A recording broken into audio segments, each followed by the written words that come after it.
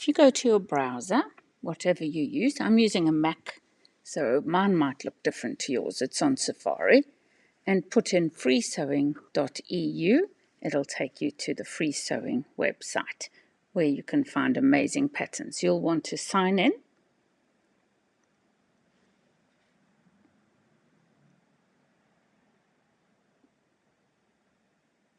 This requires you to create a login with your email address and a password, or use your Apple ID or Microsoft ID, whatever it is that you have. Once you've created your account, you'll be logged into the website. And if, like me, you've already had an account for a long time, you will have patterns in your information in your folders, and you'll be able to select previously created patterns, or you will be able to create new ones. So this is my account, and from there you're going to go into the top left next to free sewing, and you're going to choose designs. You can see here I'm logged in. I'm just pointing out my login over here. And the measurement sets. So the measurement sets are where you've added people that you are going to be able to create patterns for. Once you've created a measurement set, it'll tell you for each different pattern you choose whether you have all the required measurements that you need. And if you don't have those, it'll tell you which ones you need. Now I've gone into designs, and you can scroll through either on the left-hand side text links, or you can go to the images. I'm selecting the Sabrina sports bra, or sports top as I like to call it, because it can be for any gender. In here it'll give you the design notes about the pattern, and I've chosen this one to generate a pattern, and then I'm going to choose from one of my measurement sets. It'll show you which measurement sets you've already got, or you'll have to create one. So I'm going to choose one of my measurement sets, and it'll bring up, if you click on it, your draft pattern. And from here you can go through all of these options. We're not going to do that today. We want to try and keep this video a reasonable length. And in here you can change the view, and also you can change how the pattern is laid out as well, which is really good. And then we can also draft our pattern. I'm going to export my pattern now because I want to print it to my printer. The top ones are if you want to share it, but I'm just going to be selecting that I want to print to an A4 PDF. You can also choose to send this to a projector as well, which is absolutely brilliant if you've started using the projector. I've now exported it, and I'm going to my downloads folder, which is where on my Mac it has saved the PDF in A4, so that I can print it on my printer and tape it together. There are many other options on here which you can play with as well.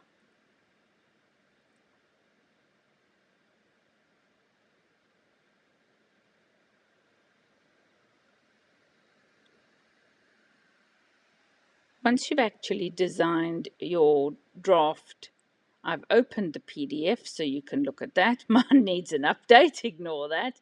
And there you have the first page, which shows you the layout and all of the pattern pieces. And you can see you have to cut the pattern pieces out after you've taped them together. So tape them according to the first page's diagram and then cut them out. They've already include your seam allowances and you have options to change all of that. So I'm going to send mine to the printer, and this is really important when you're printing your own pattern, that you have selected the correct paper size in the beginning, and now you select that again here. And I want to make sure mine is sitting at, the scaling is 100% and the actual size. If you don't select these options, it's going to try and squeeze the pictures into A4 boxes, and that will adjust the size of your pattern, which might not fit you.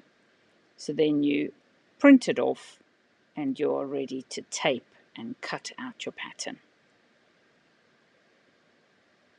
I save mine in my patterns folder in Freesewing, so I know where to get to it. After that, we're going to go into documentation. And in the documentation folder, depending on the pattern you have selected or the design you have selected, it will not only give you information on cutting out, but also on how to put your garment together. Not for all of them, but for most of them. So in the case of the Sabrina, I'm now selecting it from the left-hand menu, and I'm going to go to the documentation. And in there, you'll see the information that's been provided by the pattern designer. There's the notes, what you'll need, and then your fabric options, and the blue boxes or blue text are all links, which will be really helpful for you as well. Any of these links will tell you what they mean by on the fold, etc. Okay, so you can click through and look at that if you're new to patterns and you're new to sewing garments. We go through all of that, you can read it up. Now, if there are instructions for this particular pattern, this is where you will find them as well. In the case of the Sabrina, there are no instructions yet, but he does give you some hints and tips in there about where a very similar top to his Sabrina and how they have sewn it in a YouTube video. But that's what this video is for, and they might upload this to the website as well. So there's all your instructions you need so far, and later on I will obviously be using the knowledge I've gained from creating this pattern and making this pattern and sewing it together to actually do a tutorial on sewing the Sabrina top. Here I'm literally just trying to tell you the next steps, which is we're going to head off to cut out our fabric. But now that you've downloaded your pattern and you've printed it,